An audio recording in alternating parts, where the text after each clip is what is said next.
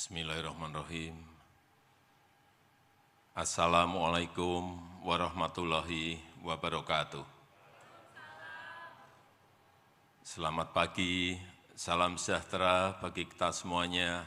Om Swastiastu, Namo Buddhaya, salam kebajikan. Bapak, Ibu, dan saudara-saudara sekalian yang saya hormati, apa kabar semuanya? Apa kabar semuanya? Apa kabar semuanya? Apa kabar semuanya? Sudah makan pagi?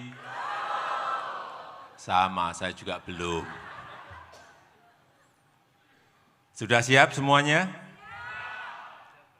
Pagi hari ini saya mau bagi-bagi. Tapi bukan bagi-bagi sepeda. Juga bukan bagi-bagi tiket Coldplay. Nanti ada yang bisik-bisik, Pak, tiketnya, Pak.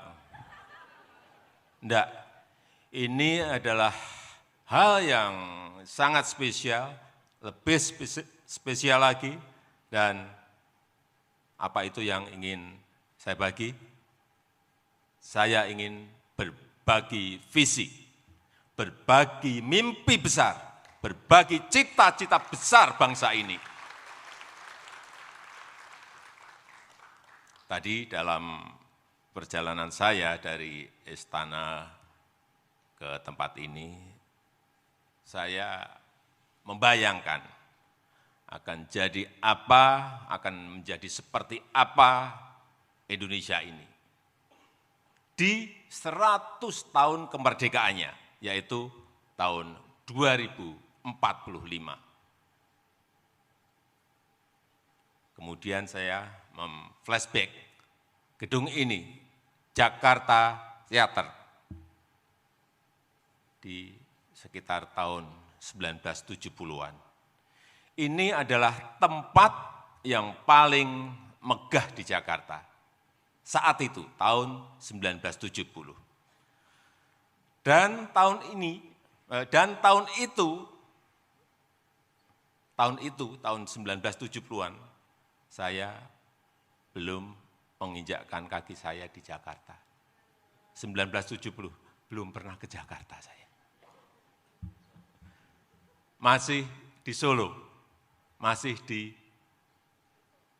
bantaran sungai, rumah saya. Habis kena gusur. Iya benar, tahun 1970. Dan masih deso banget. Tapi di tahun 2023 ini, di sini sebagai Presiden Republik Indonesia. Artinya apa? Dalam 50 tahun, perubahan signifikan itu sangat bisa terjadi. Jika kita berani, jika kita mau, dan jika kita punya nyali. Jika kita punya nyali. Bertekad, berusaha keras, bekerja keras untuk berani melakukan lompatan. Inilah yang kita perlukan. Bapak, Ibu, dan saudara-saudara sekalian yang saya hormati, 2030-an kita akan mengalami puncak bonus demografi. 68,3 total penduduk Indonesia berusia produktif. Yang ini terjadi hanya 1 kali dalam peradaban sebuah negara. Bonus demografi itu hanya terjadi 1 kali dalam peradaban sebuah negara. Ini bisa menjadi peluang, tapi ini juga bisa menjadi sebuah bencana kalau kita tidak bisa mengelolanya. Saya baca di berita, ini di negara yang lain, saking sulitnya mencari kerja, lulusan S2 yang seharusnya bisa menjadi guru, saat ini menjadi tukang sapu. S2. Di sebuah negara di Afrika, di 2015 juga mendapatkan bonus demografi. Tapi dalam 7 tahun justru yang terjadi pengangguran melonjak menjadi 33,6%. Saya tidak usah sebut negaranya mana, tapi saya yakin Bapak Ibu dan saudara-saudara tahu. Dan kita tidak ingin terjadi seperti itu. Oleh sebab itu kita harus bekerja keras, sekali lagi kita harus bekerja keras memanfaatkan peluang ini.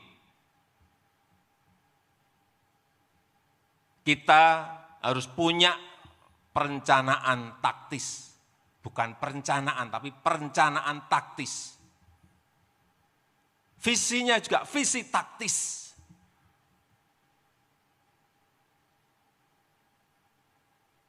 Punya strategi juga yang taktis, karena kita berkompetisi dengan negara lain. Punya strategi besar tapi strategi taktis.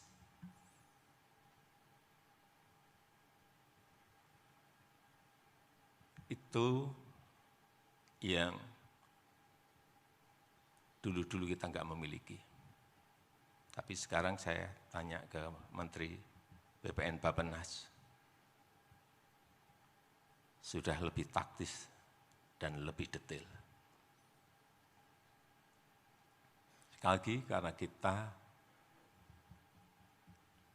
berhadapan dengan kompetisi dengan negara-negara lain. Enggak bisa lagi kita kayak dulu-dulu memakai istilah-istilah yang absurd. Pengembangan, apa itu pengembangan? Penguatan, apa itu penguatan? Pemberdayaan. Harus to the point apanya? Harus taktis apanya? Untuk membawa kapal besar Indonesia menggapai cita-cita Indonesia Emas 2045.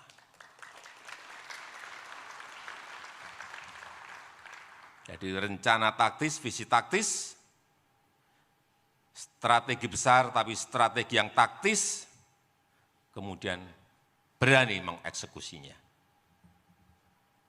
Sekali lagi, untuk membawa kapal besar bangsa Indonesia menggapai cita-cita Indonesia Emas 2045 menjadi 5 besar ekonomi dunia.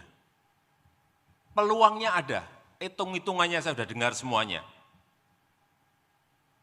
Dari Bappenas saya sudah dengar kalkulasinya, dari McKinsey saya sudah dengar hitungannya, dari IMF saya sudah dengar hitungannya, dari Bank Dunia, World Bank juga saya dengar hitung-hitungannya. Hampir mirip-mirip, tetapi tantangannya itu juga tidak mudah. Kita perkirakan itu GNI per kapita di tahun ini kita sudah mencapai angka 5.000, berapa Bu Menteri Keuangan? 5.000 lebih sedikit, 5.030 US dollar di tahun 2023. Perkiraan kita di tahun Indonesia Emas 2045 itu berada di angka kira-kira 23.000 sampai 30.300 US dollar per kapita. Itu lompatannya. Tingkat kemiskinan sekarang ini meskipun sudah single digit, yaitu di angka 9,57%, tapi ini masih tetap angka itu kita harus sampaikan masih tinggi. Dan di tahun 2045 diperkirakan di 0,5 sampai 0,8%. Tapi bukan hal yang mudah, bukan hal yang gampang. Menurut saya ada 3 hal pokok penting yang menjadi acuan, sebagai acuan. Yang pertama, untuk menggapai itu, yang pertama, ini penting stabilitas bangsa ini harus terjaga. Stabilitas bangsa ini harus terjaga. Tidak ada satu negara pun yang berhasil mencapai sebuah kemakmuran saat kondisinya tidak stabil, enggak ada. Tunjukkan negara mana. Saat negaranya terpecah, enggak akan yang namanya mencapai kemakmuran. Negara itu berkonflik, enggak akan tercapai yang namanya itu kemakmuran. Kisruh terus, enggak akan yang namanya akan mencapai sebuah kemakmuran. Sekali lagi, stabilitas. Yang kedua, harus ada keberlanjutan dan kesinambungan. Harus. Kalau sudah kepemimpinan 1, kedua, ketiga sudah sampai ke SMA, mestinya kepemimpinan yang keempat itu diteruskan untuk masuk ke universitas. Jangan balik lagi ke SD lagi. Setuju? Kepemimpinan itu ibarat tongkat estafet. Sekali lagi, kepemimpinan itu ibarat tongkat estafet. Bukan meteran pom bensin. Kalau meteran pom bensin itu, Pak, dimulai dari nol ya, sama ditunjukkan ini. Apakah kita mau seperti itu? Enggak kan? Masa kayak meteran pom bensin? Mestinya kalau sudah dari TK, SD, SMP, ini ya kepemimpinan berikut masuk ke SMA, universitas. Nanti kepemimpinan berikut masuk ke S2, S3, mestinya seperti itu.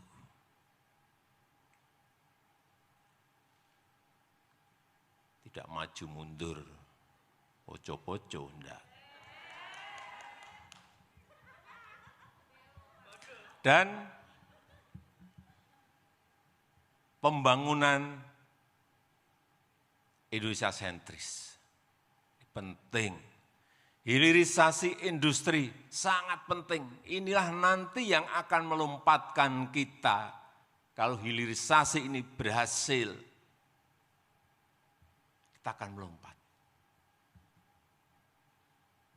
Membangun misalnya urusan hilirisasi mineral, membangun ekosistem EV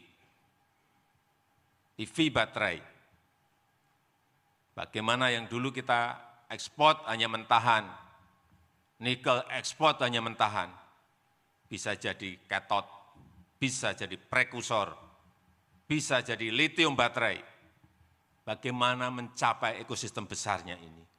Ini yang tidak mudah. Perlu kerja detail, perlu dicek terus di lapangan, itu pun bisa meleset. Apalagi tidak. Perkebunan, hasil-hasil perkebunan jangan diekspor mentah-mentah saja. Crude, palm oil, CPO, kenapa enggak dibuat barang setengah jadi dan jadi? Bisa sabun, bisa kosmetik, dan lain-lainnya. Rumput laut, kita punya potensi yang sangat besar sekali. Tapi jangan diekspor mentahan. Sekarang rumput laut itu bisa dijadikan biofuel. Saya baru lihat, kaget juga saya. Lihat di Jerman. Artinya potensi ini besar. tetapi tantangannya juga besar.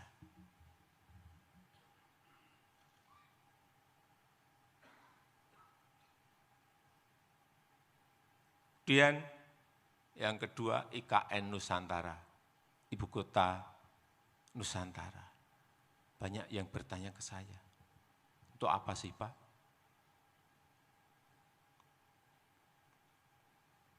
Perlu saya sampaikan, 56% penduduk Indonesia itu ada di Jawa. Dan yang terpadat itu di Jakarta. 56% penduduk kita ada di Jawa, berarti 149 juta dari 17.000 pulau, itu 149 juta itu ada di Pulau Jawa. Itu perlu pemerataan. GDP ekonomi kita 58% itu juga ada di Jawa. Yang 17.000 pulau yang lainnya diberi bagian apa?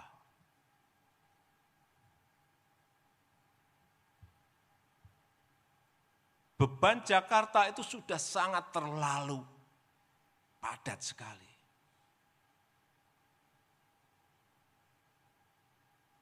Sebagai kota pendidikan, sebagai kota pariwisata, sebagai kota bisnis, sebagai kota ekonomi, sebagai kota pemerintahan. Macet semua kita sekarang ini, di mana-mana. Oleh sebab itu beban harus dikurangi, pemerataan harus dilakukan. Tidak dalam jangka setahun, 2 tahun, 3 tahun, 4 tahun, 5 tahun yang akan datang. Tetapi kita harus melihat visi yang jauh ke depan.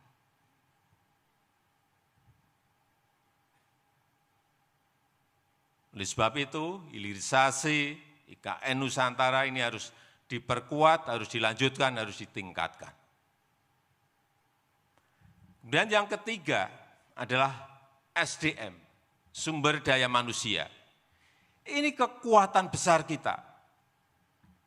Jangan, tapi juga jangan hanya menang dari segi jumlah, tetapi juga harus dari segi kualitas SDM-nya. Baik secara fisik, skill, karakter produktif, dan karakter disiplin. Ini yang harus kita benahi total, termasuk penguasaan iptek.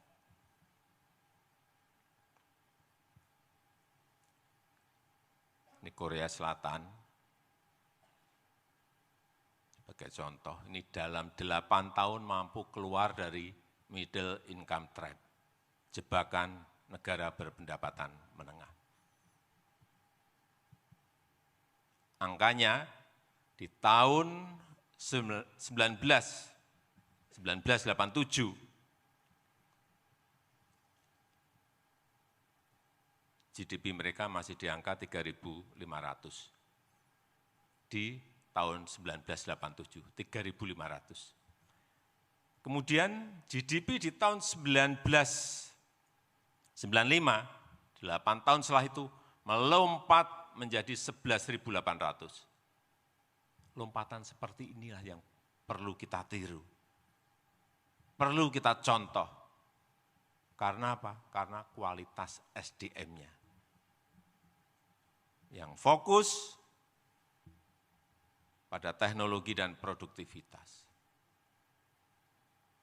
Bapak, Ibu, dan saudara-saudara sekalian, Indonesia emas tidak bisa hadir otomatis. Tapi sekali lagi, butuh direncanakan dengan baik. Butuh fokus yang sama. Butuh panduan. Butuh haluan. Sehingga saya harap RPJPN yang diluncurkan ini dapat menjadi pedoman kita bersama. Apa sih pedoman kita? Ada di situ. Dan terlepas dari itu semua, bagaimanapun baiknya sebuah perencanaan, bagaimanapun baiknya sebuah perencanaan akan sia-sia jika tidak dibarengi dengan kemampuan eksekusi yang baik. Nggak ada artinya. Oleh sebab itu, untuk mencapai Indonesia Emas 2045, dibutuhkan, sangat dibutuhkan smart execution.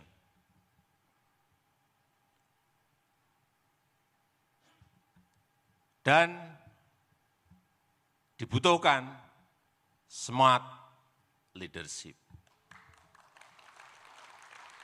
Oleh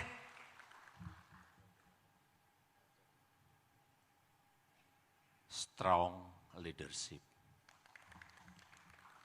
yang berani dan pandai mencari solusi dan yang punya nyali.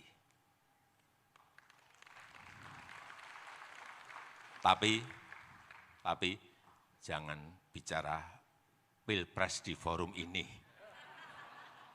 Nanti di forum yang lain saja. Saya rasa itu yang ingin saya sampaikan, dan dengan mengucap bismillahirrahmanirrahim pada pagi hari ini, secara resmi saya luncurkan rancangan RPJPN tahun 2025-2045. Terima kasih. Wassalamualaikum warahmatullahi wabarakatuh. Selanjutnya prosesi pemutaran kemudi kapal laut dimohon berkenan mendampingi Presiden, Ketua MPR, Menko Perekonomian, Menteri PPN Kepala Bappenas, Sekretaris Kabinet, PJ Gubernur DKI Jakarta.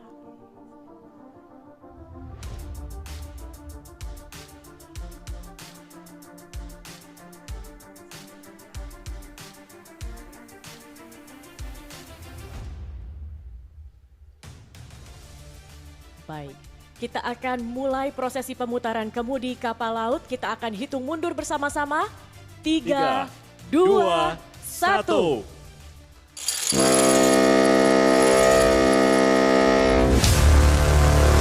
Pemutaran kemudi kapal ini menandakan bahwa peluncuran ini untuk mengawal pembangunan Indonesia untuk mewujudkan Indonesia Emas 2045.